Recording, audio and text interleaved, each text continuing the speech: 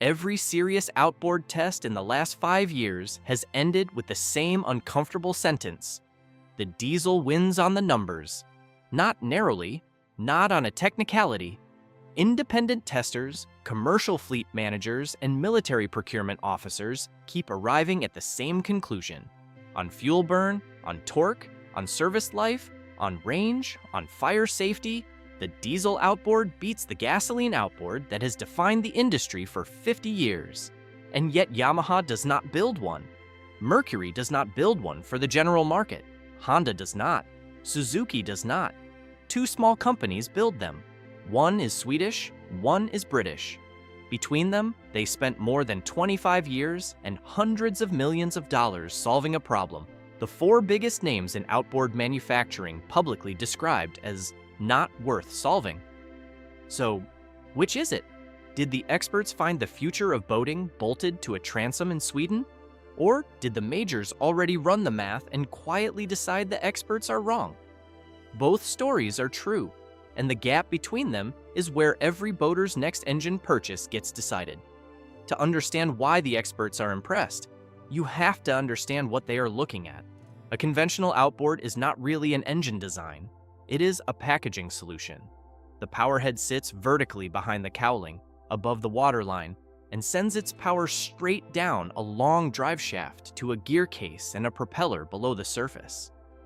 Everything about that layout, the height, the weight distribution, the cooling, the exhaust routing, was optimized around one thing: a light, high-revving gasoline engine. Diesel does not fit that box. Diesel powerheads are heavier because compression ignition needs stronger blocks, heavier cranks, and higher injection pressures. They make their power low in the rev range instead of high. They demand different cooling and different exhaust geometry. Drop a diesel into a vertical outboard architecture, and you get an engine that is too heavy, too tall, and too hard on a drive shaft designed for half the torque. Every major manufacturer reached the same verdict. If a boat needs diesel, put the diesel inside the hull. That answer worked for the industry. It did not work for the operators.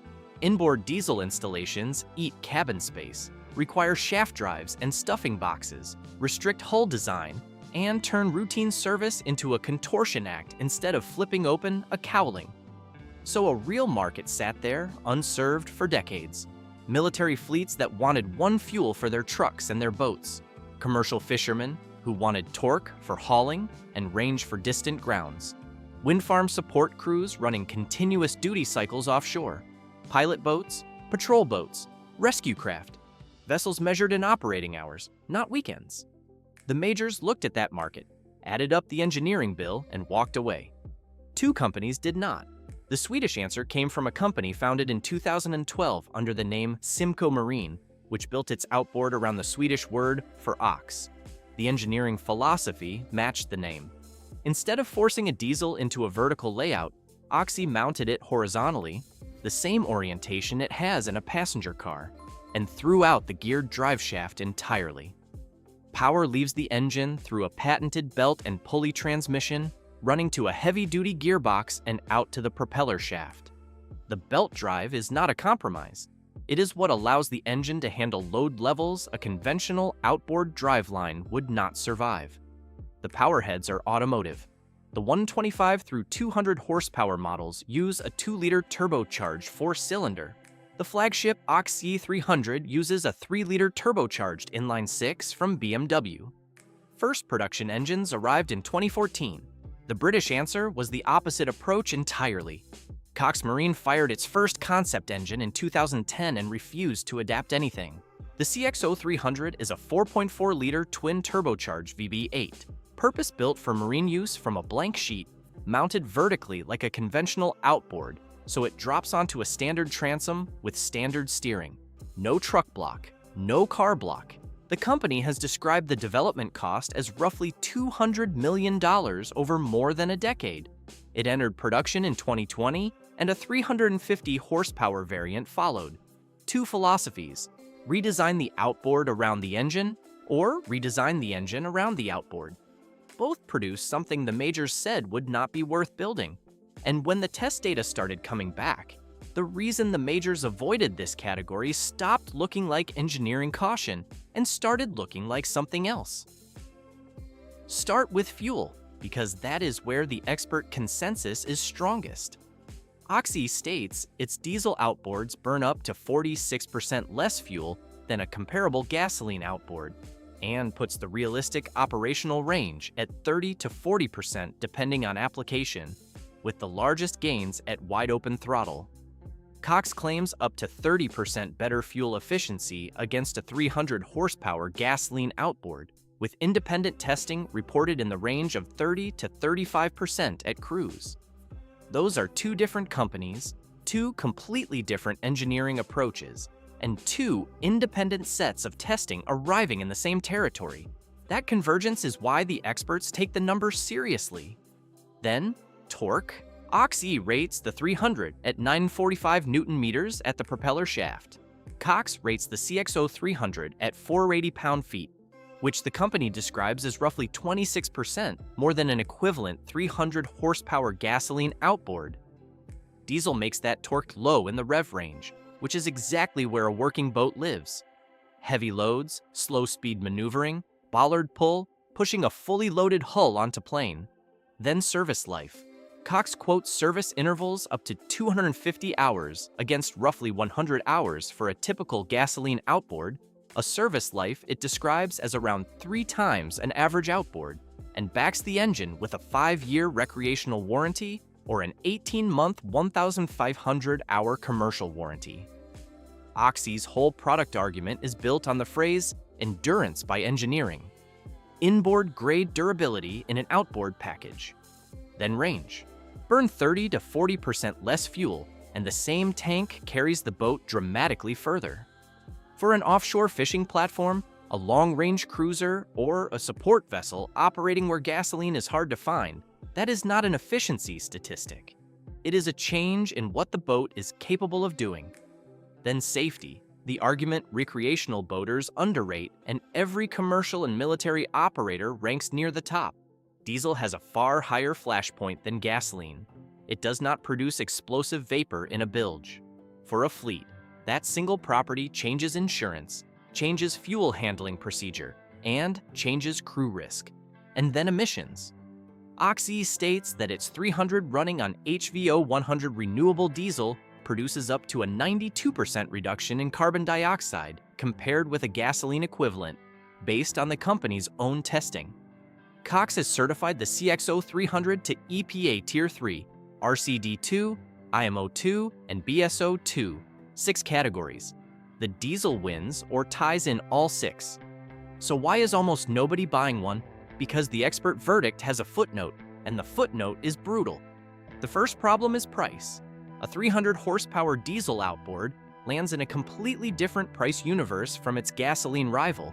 Figures quoted in the US market have run from roughly $55,000 to well north of $70,000 for a single engine, against something closer to $25,000 to $30,000 for a Yamaha F300. That is a premium that only pays back through hours burned. A commercial operator running 1,000 hours a year clears the gap in a few seasons. A recreational owner running 100 hours a year does not clear it inside a normal ownership cycle. The second problem is weight. A 300 horsepower diesel outboard runs several hundred pounds heavier than its gasoline equivalent. The Oxy 300 has been quoted between roughly 870 and 960 pounds, depending on shaft and configuration, against about 550 pounds for a Yamaha F300. On a triple installation that is close to another 1,000 pounds hanging off the transom. Commercial hulls are designed for it. Most recreational hulls are not, and the conversation ends before price is ever discussed. The third problem is the network. Yamaha, Mercury, Honda, and Suzuki have decades of dealer infrastructure, parts distribution, and factory-trained technicians in nearly every coastal market. Diesel outboard service is concentrated where commercial fleets are. That gap became visible in 2024 when Mac Boring, an early Oxy investor and its U.S. distributor since 2015, the company that secured the first U.S. Coast Guard orders after a joint research project in 2017, announced it was discontinuing its representation of the brand effective immediately. And the fourth problem is the one that should worry any buyer most: the health of the companies themselves. Oxy Marine's most recent quarterly results show net turnover of 15.5 million Swedish crowns, around $1.6 million, down sharply from 61 million crowns in the same quarter a year earlier, with a consolidated net loss of 27 million crowns. Gross margin actually improved to 40%, and the chief executive attributed the collapse in turnover to delays in the United States. But those are the numbers of a company running on technological credibility rather than commercial momentum. Cox Marine, by contrast, has spent 2026 expanding, renewing its European distribution agreements across Scandinavia, Germany, Poland, the Benelux, and Italy, and extending its U.S. distributors' territory across 9 additional southern states. The technology is proven. The businesses carrying it are not equally safe bets. And when an engine costs $60,000 and needs parts for a decade, that distinction is not academic. Which brings the story back to the 4 companies that could end this argument tomorrow. The first reason they don't is structural. Yamaha, Mercury, Honda, and Suzuki have spent decades building supply chains, supplier relationships, dealer networks, and technician training programs around gasoline platforms. Pivoting any one of them toward diesel means rebuilding all 4 of those things at once to compete in a segment already occupied by specialists. The second reason is financial, and it is the one nobody says out loud. The majors earn significant recurring revenue from the aftermarket ecosystem around gasoline engines, oils, filters, fuel additives, replacement components, proprietary diagnostics, all flowing through dealer networks long after the engine sale. A diesel platform with 250-hour service intervals and a 10,000-hour service life cannibalizes that revenue without an obvious replacement at the same margin. The third reason is the customer pyramid. Volume lives in the recreational segment, where price sensitivity is high and weekend usage makes the diesel payback impossible. The commercial segment, where diesel economics work, is a much thinner slice of industry revenue. The majors optimize for volume, and volume does not reward this engineering. But 3 pressures are moving against that logic every year. Marine fuel costs keep climbing, which drops the break-even hours where diesel starts to pay. Emissions rules keep tightening in European waters and in California, which turns a renewable diesel-compatible engine from a curiosity into a compliance asset. And boats keep getting bigger, with owners running longer trips and more hours, pushing recreational buyers toward the usage profile that used to belong only to fleets. None of those pressures reverses. All of them compound. So does this engine change everything? For a weekend owner running 100 hours a season on a bay boat? No. The price gap is real, the weight is real, and the service network is thin. The experts who say otherwise are quoting fleet economics to a recreational buyer. For anyone who measures a boat in operating hours rather than weekends, commercial, military, charter, offshore support, long-range cruising, it already has.